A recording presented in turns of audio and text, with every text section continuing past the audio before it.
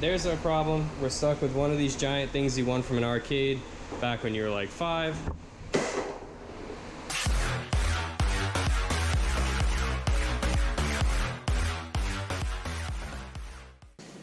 What's up guys, this is Vince from Grave Up Restoration, and we're going to show you guys how to replace the radiator fan in a Scion XD.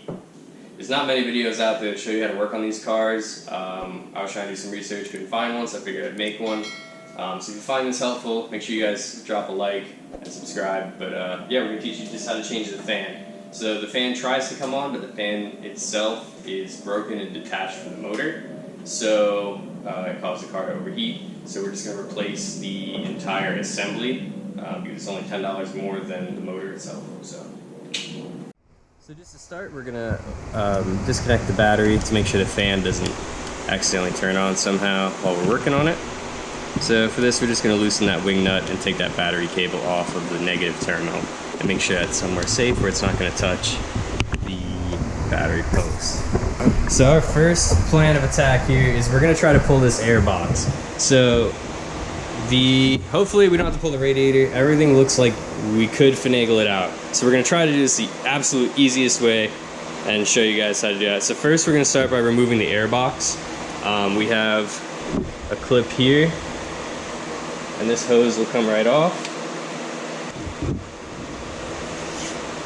And we're just going to disconnect this sensor here. Normally you would just push down on this little tab and pull out, but this one's actually broken and the customer is going to replace it, just not today because we couldn't find the part. And then we're just going to take these clips off the air box. There's one here, one here,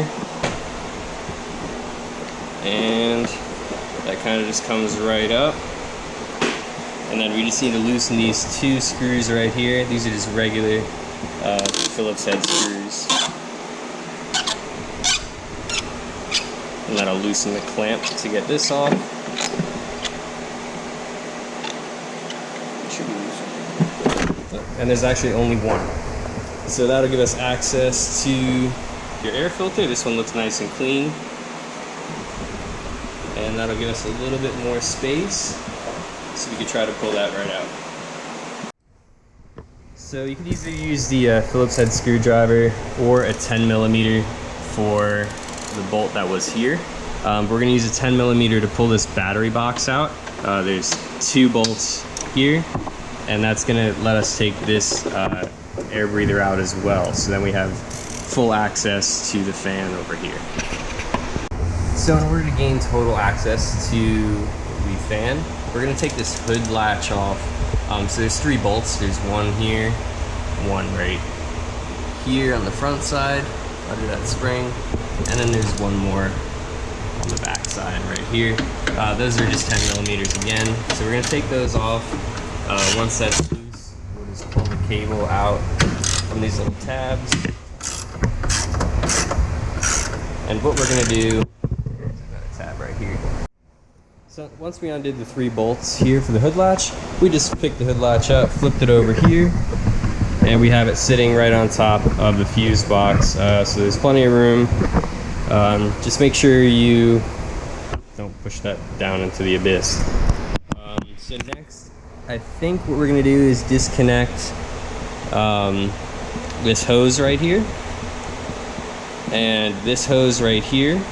That way we can move this coolant neck off to the side, and that way we don't have to lose a bunch of fluid either. So this goes to our overflow over here. So we can just pull this one right off, and I'll come back with some pliers and just loosen this one, probably from this clamp right here. So we're just going to pinch the clamp and drag it out, and then we can pull the hose off. Then all the hoses will be free from the area that we need to get to.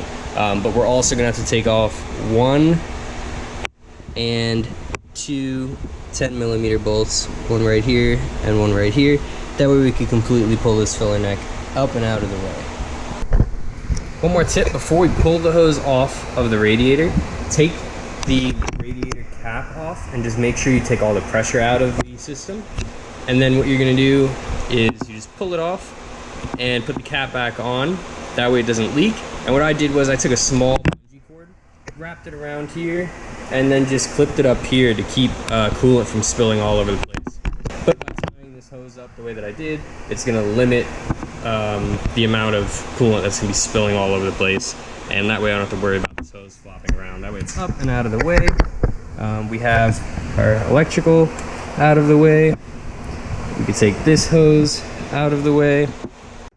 So inside here, now that we have everything else out of the way, we can pull this plug off. So there's a little tab down here you have to push, and with some finagling it should come right off. Okay, there's our plug. And what we're gonna have to do is we're gonna have to take this little tab out from here. So this is gonna have to come out from behind. You'll see there's two little tabs that have to be pinched together, and then this whole thing can be pulled out, and we'll just snap that into the new fan assembly, because this is gonna have to be reused. So we tried to save y'all some time, but ultimately it didn't work, because this piece is stuck in the way, and it doesn't bolt on. It's actually welded to this metal piece right here. So we're gonna have to take this plastic bumper cover off. There should be some push pins or some trim tabs, and this car was held together with zip ties. So easy for us. We didn't have to pull all those out, but there's a couple all along the top here. And then we're gonna have to get the ones from the wheel wells. So I'll show you guys how to do that in a second. So inside your wheel wells, we're gonna look for this body line right here. So this is your bumper. And there should be either a tab, or in this case, a screw. I don't know, there's been some modification to this, but yeah, so we're just gonna pull these out that connect to the bumper. So from this level and lower. And then same on the other side. So if you look underneath the car, there's a couple 10mm or Phillips head bolts that are going right around. So these are going to be what we're going to take off to get the bumper cover completely off. Alright, so now that we got all the clips out and all the screws out, we're going to pull this bumper off nice and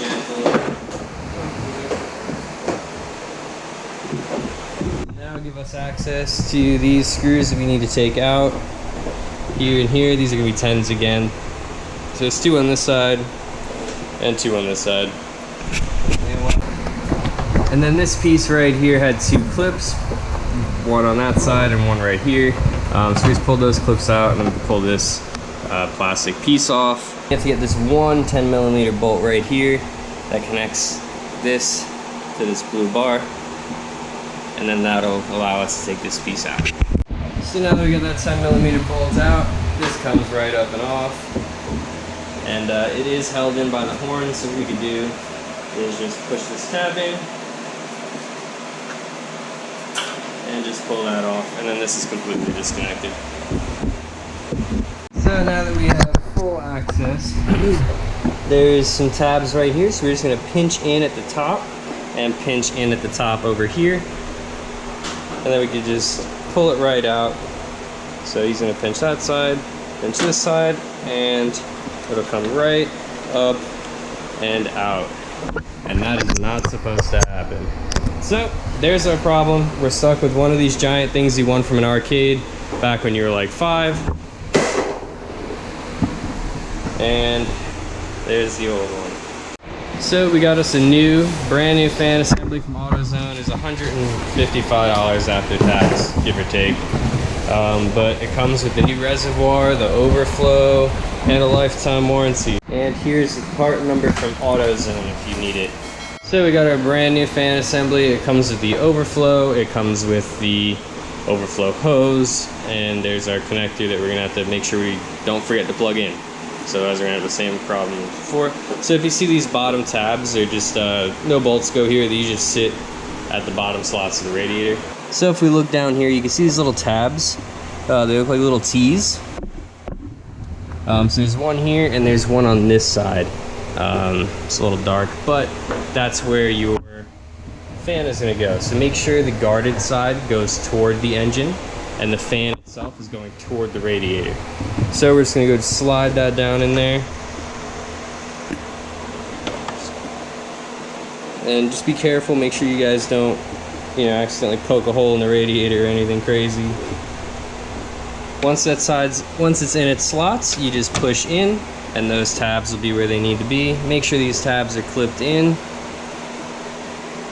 and you're pretty much all set to start going back together. Just make sure that your fan spins and it's not contacting the radiator in any way, and then we could start slowly putting our stuff back together. The absolute first thing we're gonna do, just for the fact that we don't forget, we just sprayed some contact cleaner in there because they got some coolant and all that stuff, but we are going to put this fan connector back on. That is the most important part of all of this, because if this fan's not hooked up, you're gonna have the same problem. So make sure that we're plugging this in. So we're just gonna plug it back in, make sure it clicks.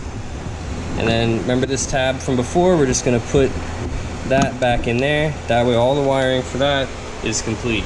Next, we're gonna put that metal bar back across. So also, remember we unplugged the horns. It was this horn right here. So make sure that we plug this back in. Make sure you hear the click. So that's all connected.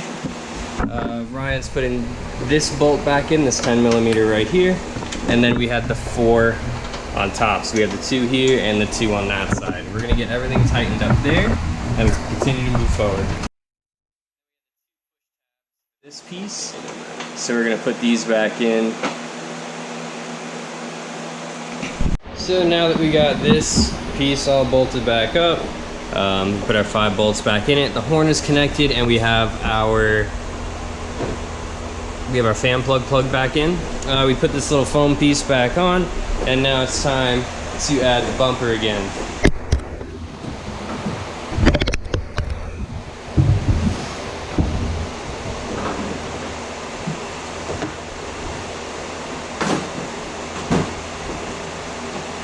And then with your bumper, make sure that you add all of your pins back in and all the 10mm bolts at the bottom. We ended up going to the auto parts store and buying all new clips for our customer because we're cool like that.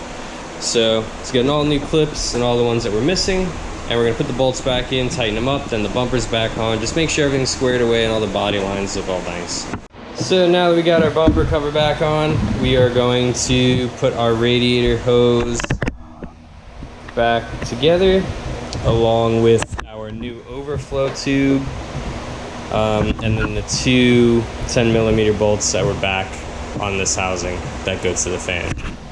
So now that we got our radiator hoses connected, we made sure that we tighten this clamp down back on the radiator itself. We put our overflow back to the overflow spot, and we cut a couple inches off the hose because it was like a lot longer because it is aftermarket. Everything's back. We put our 2 10mm bolts back in that were over here, and now it's time to put back in the airbox tray and the airbox, hook everything up, and then we'll fill it up with coolant. So we're gonna grab the base of our airbox first. We're gonna make sure that no electrical connections or anything like that are in the way, we don't bury them. And then we have our 2 10mm bolts that'll be going in the tray. Now that we have the airbox tray back in, since we got the airbox back in, we're gonna go ahead and put our hood latch back together before we make it harder for ourselves. So remember, the cable just clips in at the bottom along the front support. And there's another clip right here. The tab where the threads are goes on the inside of this mount, and the other ones sit on the face. So we got outside and then inside at the bottom. And then we have our 3 10mm bolts. And we'll put those back in and tighten her down. We have our filter. And we have our cover. And it's this side down, and then plop it down like that. Make sure you have your filter on right, and you flip your tabs back up, lock that in. We just slid this back onto the throttle body. We're going to tighten this down with a 10mm So don't forget our wiring here that goes to the sensor. It's broken, but we're putting it back anyway, so we know where it goes for next time. And we put this breather tube back on and tighten it down with its hose clamp. So now we got everything back. It's time to fill up the radiator again. Since we did it this way, we really didn't lose much coolant. So this is just 50-50 mix that the customer provided. We hooked the battery back up. Make sure you don't forget to not connect the battery, but we're just gonna slowly let this fill itself up. What's in that way? And then we're gonna fill up the overflow as well. So make sure the overflow is full. And we're gonna be giving the hoses some squeeze. That way it gets any air bubbles that are in the lines out. And it'll do that as it runs as well, but this is just a little easier and takes a little less time to do than the other way. But we're gonna fill this overflow right here, this new one. And then we'll be all set. Our battery's connected again. Our coolant cap is full and our reservoir is full. Ready to start the car.